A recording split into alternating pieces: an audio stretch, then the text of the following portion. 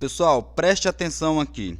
Eu estou recebendo muitos questionamentos, especificamente por meio do meu Instagram, Walter dos Santos, bem como aqui pelo meu blog, professorwalterdossantos.com, sobre a publicação, a sanção da lei, que também tem o link lá no meu blog para vocês acessarem, a Lei 13.846, de 18 de junho de 2019. Ficou conhecida aí como Lei de Combate às Fraudes Previdenciárias. Por quê? Vamos retornar aqui. Esse é o mandado de segurança. Antes da sanção presidencial, da publicação da lei, nós temos um mandado de segurança em trâmite perante o STF. Por quê? Segundo o autor do mandado de segurança, e eu estou falando pausadamente, propositalmente para vocês compreender, o deputado federal Ivan Valente, foi descumprido o trâmite legal durante a formação do processo de conversão em lei ou projeto de conversão em lei que se tornou nesta lei, a lei que eu acabei de mostrar para vocês. Isto porque, veja, para a gente entender, o deputado Ivan Valente, ele impetrou um mandado de segurança lá no STF, eu já vou te mostrar na tela, né, contra o Davi Alcolumbre, que é o presidente do Senado, bem como o presidente da República, Jair Messias Bolsonaro. Essa parte que está censurada aqui são o CPF da parte, que eu não sou louco também, né? Eu sou meio doido, mas também não a esse ponto de tornar-se público o CPF do presidente do Senado e o CPF do presidente da República. Então, por isso que eu censurei aqui, mas é só isso, tá? Só para explicar para vocês. O deputado Ivan Valente, ele disse o seguinte, que foi desrespeitado o devido processo legislativo constitucional, foi violado. Vocês já vão entender por quê. Porque, segundo ele, houve um vício no Senado Federal do projeto de lei de conversão, o PLV número 11, que agora é uma lei, nós já sabemos, oriundo, proveniente da medida provisória 871. Deixa eu pegar a canetinha aqui para vocês irem compreendendo. Por que ele diz isso? Porque, segundo ele, não foi respeitado em sua formação o devido processo legislativo bicameral. O que é isso, Walter? Bicameral. As duas câmaras, né? Não é, mas para você entender, bicameral, formado pela Câmara dos Deputados e o Senado Federal, que por sua vez forma-se o Congresso Nacional. Porque a Constituição Federal fala que o processo legislativo deve obedecer o formato bicameral. Isso está previsto lá no artigo 65, para vocês conferir, parágrafo único, e no artigo 66 da Constituição Federal, que diz que o texto aprovado por uma das casas, nesse caso aprovado pela Câmara dos Deputados, no caso específico da medida provisória 871, que atuou como casa iniciadora, quem iniciou o processo legislativo? A Câmara dos Deputados.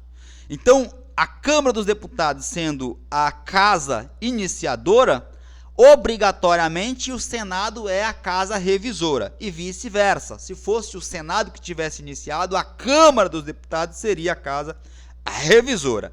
Nesse caso específico, vocês lembram, que aos 45 do segundo tempo, teve uma mudança, uma pequena mudança no texto final, e aí o que o Senado fez?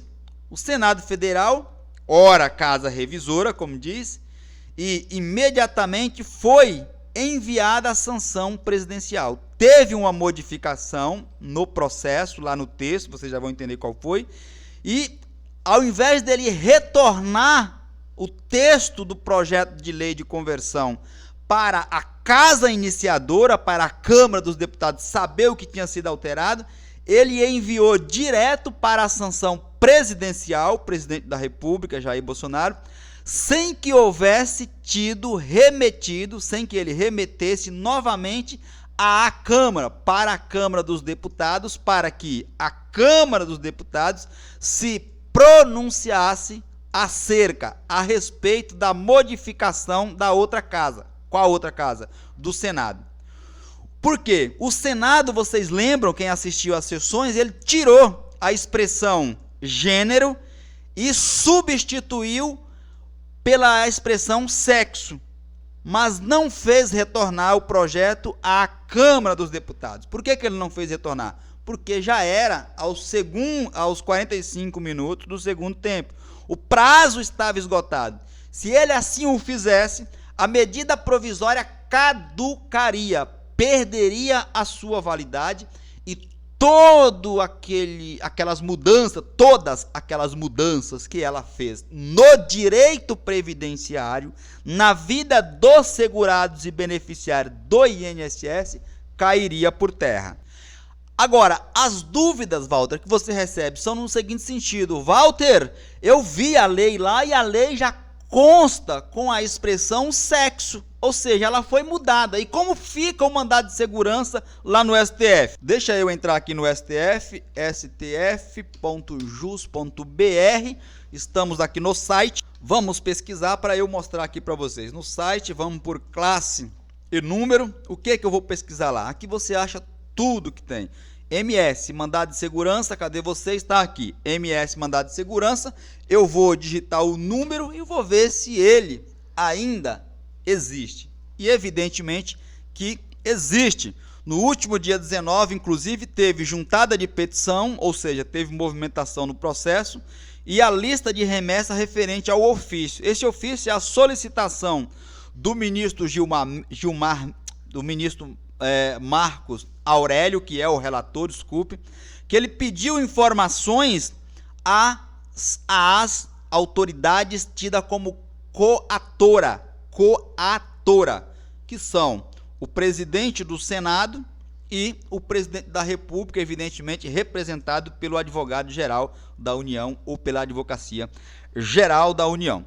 O processo do mandado de segurança continua. A lei foi publicada. Para quê? Mas as perguntas são no seguinte sentido. E agora, Walter? Veja, pessoal, a lei já está publicada. A lei já consta, inclusive, no site do Planalto. A lei agora já é lei, desculpem. O que vai acontecer agora? Essas são as perguntas. No meu entendimento, essa lei não deveria subsistir. Porque, como bem assevera o deputado Ivan Valente por meio do seu mandado de segurança, houve um desrespeito, hoje eu estou, ao devido processo legislativo. Então, se houve um desrespeito ao processo legislativo constitucional, se houve aqui uma violação, deveria retornar para a Câmara dos Deputados. E aí, como ela retornaria fora do prazo, perderia a validade e nós não teríamos o projeto de lei de conversão, que agora nós sabemos é uma lei, consta lá no meu blog. Só que os tribunais brasileiros, notadamente os tribunais superiores, já têm se posicionado de forma pública, assustadora e estranha de que as suas decisões são políticas e não com base nas leis. Porque eu já vi ministros dizer que se a decisão dele fosse em sentido contrário, né, ele traria um caos político e econômico para o país muito grande. Nós vivemos tempos estranhos no Brasil no que se refere à política e ao judiciário. Então veja, baseado nessa premissa, nessas declarações e posicionamentos de decisões anteriores dos nossos tribunais, eu acho muito difícil disso ser revertido, quando na verdade era para ser. Porque, veja, nós tivemos aqui uma violação, nós tivemos um desrespeito, tivemos um vício. Ora, se o texto da Constituição diz que o processo legislativo ele é bicameral, tem que ter a participação, conforme manda o regimento, das duas casas legislativas, da Câmara e do Senado. Só que isso não irá acontecer. Era para o ministro ter o saco roxo e dizer, olha, vai ser anulado o processo legislativo, vai retornar e fazer cumprir. No momento que ele fizer isso, como já tinha passado o prazo, a medida provisória caduca, perde a sua validade. Mas nós já temos uma lei sancionada pelo presidente da República. E eu acho muito improvável que isso aconteça. Por quê? Nós temos vivido os tempos estranhos. Nós temos um ministro da Justiça que era juiz anteriormente, que vai para ser inquirido no Senado Federal e diz que é extremamente normal o juiz, a pessoa que condena, que julga o acusado, manter conversas com o órgão acusatório, com o órgão acusador, com membros do Ministério Público.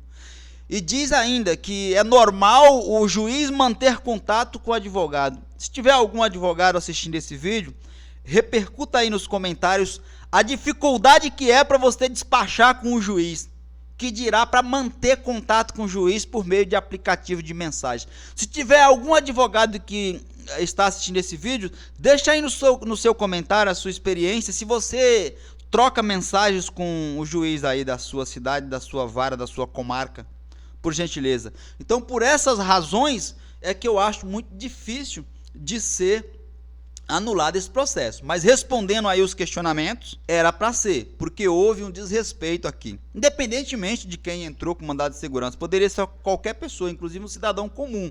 Tá? Nesse caso foi um deputado aí tido como esquerdista, mas enfim. Respondo aqui os questionamentos, repercuta aí o seu entendimento, repercuta as suas dúvidas, repercuta as suas indignações, enfim, faça a gente entender aí qual é o seu posicionamento, qual é o seu grau de entendimento de toda essa matéria por meio do seu like, dos seus comentários, e inscreva-se nesse canal para mantermos sempre nesse grau de informações que nós fazemos aqui. Forte abraço, fiquem todos atentos, até a minha próxima publicação.